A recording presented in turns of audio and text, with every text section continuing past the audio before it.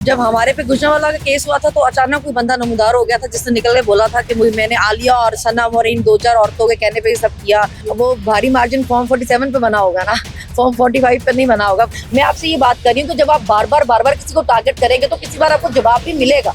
अभी सब लोग बता रहे हैं कि अभी तो लोगों के घरों से उनकी माएँ बहनें अगवा होना शुरू हो गई। देखिए अभी तो सारी लीडरशिप जो है अभी तो अरेस्ट हुई है। पहले वो निकलेगी अपने वो जमानतें लेके, तो फिर उसके बाद ही वो प्लान करेगी या हिकमत अमली बनाएगी, तो ये देखेगी। मलक जावेद के हवाले से हैदर अली को गिरफ्तार हुए, वो क्या कौन है, क्या ये जब हमारे पे गुजरांवाला का केस हुआ था तो अचानक कोई बंदा नमूदार हो गया था जिसने निकल के बोला था कि मैंने आलिया और सनम और इन 2-4 औरतों के कहने पे ये सब किया।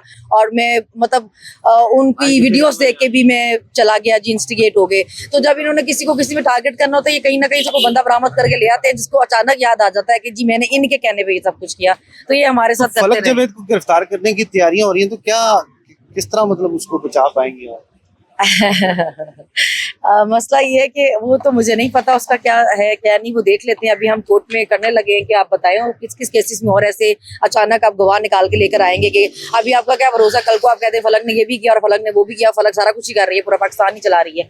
तो पहले अब हम कोर्ट में पिटीशन डालने लगे हैं कि हमें बताएं कि कौन कौन से केस आपने ऐसे और बनाए हुए हैं, ऐसे और तैयार किए हुए हैं, ताकि उसके बाद हम एक बार उसको जो है कोर्ट में लेके। पहले एक बहन को गिरफ्तार किया गया, दूसरी की तैयारियां, तो किस तरह मतलब ये सारे सूरत हाल को कैसा देखते हैं? अब प्रॉब्लम ये है कि ये जो दो खानदान मुसल्लत है ना हमारे सरों पे पता नहीं 40 सालों से, इनको ये बर्दाश्त ही नहीं है कि हमारे अलावा कोई और जो लोग हैं वो पॉलिटिक्स में आ सके। इनके मुताबिक ये जो सारी सियासत है या पाकिस्तान है वो इनकी जाती जागीर है, इनके घर की कोई लौंडी है या इनके बाप और ये जो इनके खानदान है, माँ बाप भाई बहन बेटे चाचा भतीजे, सिर्फ ये लोग आ सकते हैं। इसके अलावा अगर कोई मिडिल क्लास उठ के या कोई आम आदमी कोशिश करेगा तो हम उसको इस तरह करेंगे कि वो दोबारा कभी सोचे ही ना, और आम लोग कभी सोचे ही ना इस तरफ आने के बारे में। हम उनको ऐसे निशाने इबरत बनाएं कि हम ये लिखें यहाँ पे कि जी जो सिर्फ जिसका बाप वजीर आजम है सिर्फ वही पॉलिटिक्स कर सकती है। अगर नहीं करेंगे तो हम पूरा खानदान इस तरह खवार कराएंगे। रहीम यार खान में कल पीटीआई को शिकस्त हुई है, बड़ी भारी मार्जिन से, क्या कहती है, क्या वो भारी मार्जिन फॉर्म 47 पे बना होगा ना, फॉर्म 45 पे नहीं बना होगा। फॉर्म 45 पे जो भारी मार्जिन है वो अवाम ने पीटीआई को ही दिया होगा। तो ये वही हुआ है जिससे पहले हुआ फॉर्म 45 और फॉर्म 47।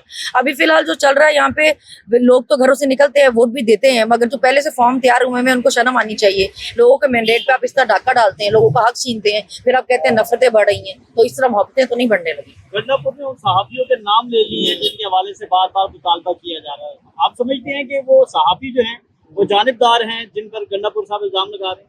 नहीं, बिल्कुल ठीक किया उन्होंने नाम लिया। अगर आप जर्नलिस्ट होके बैठ के टीवी पे बोल सकते हैं कि जी ये तो खत्म शुद्ध हो गई और पार्टी क्रॉस लग गया, कांटा लग गया, रागी ऐसा चैन लिख रहा है। अभी मैं देख रही थी वो दो लोग बैठे आपस में बात करते कि जी इनको ऐसी मार पड़ने लगी है, डंडा चलने लगा है, इन पे ये होने लगा है।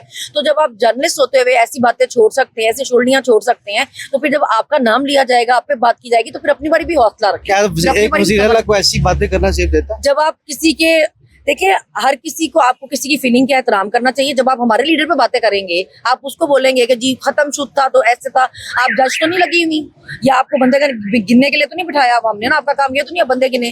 अगर आप बैठ के यही बातें करेंगे, लिखना कोई नहीं, जलसे में इतने बंदे थे इतने बंदे नहीं, फिर जब आपको जवाब मिलेगा उसके बाद फिर आप साफी ना बन जाए, फिर आप बायस ही रहें जिस तरह पहले रहते हैं। पीटीआई पर कुछ सहाफी हद से ज्यादा तनकीद करते हैं, इसी तरह नून लीग और पीपल्स पार्टी के साथ भी होता है और इमरान खान की हद से ज्यादा हिमायत की जाती है। आप उन जर्नलिस्टों को भी इसी तरह समझिए कि वो भी बायस है या उनको ठीक समझिए?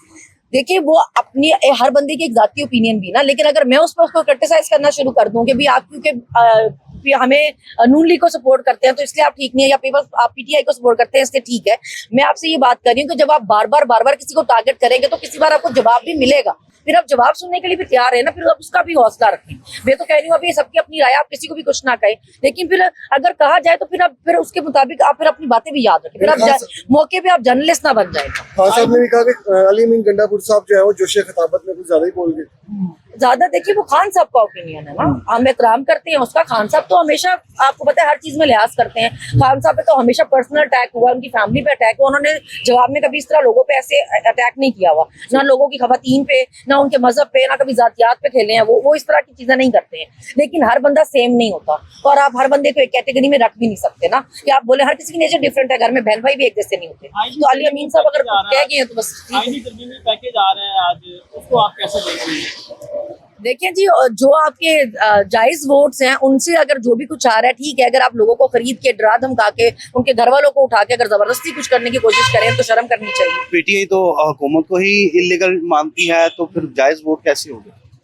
जी, मैं अपनी बात नहीं करी, मैं उनकी बात कर रही हूँ कि जो आपके अपने जाती वोट हैं वो भी लोगों के मैंडेट से आए हुए नहीं है। लेकिन अगर आपने ये कोई करानी भी है तरमीम तो अपने वोटों से कराएं। मजीद जो दूसरे वोट है वो ना करें कि आप उनको खरीद रहे हैं या डरा रहे हैं। अभी सब लोग बता रहे हैं कि अभी तो लोगों के घरों से उनकी माएं बहनें अगवा होना शुरू हो गई हैं। पहले तो मर्द अगवा होते थे, अभी माँ बेटियां अगवा होना शुरू हो गई 22 सितंबर के जलसे में क्या करेंगे, क्या 21 मेरे ख्याल से डेट चेंज होगी, 21 हो गई हुई है।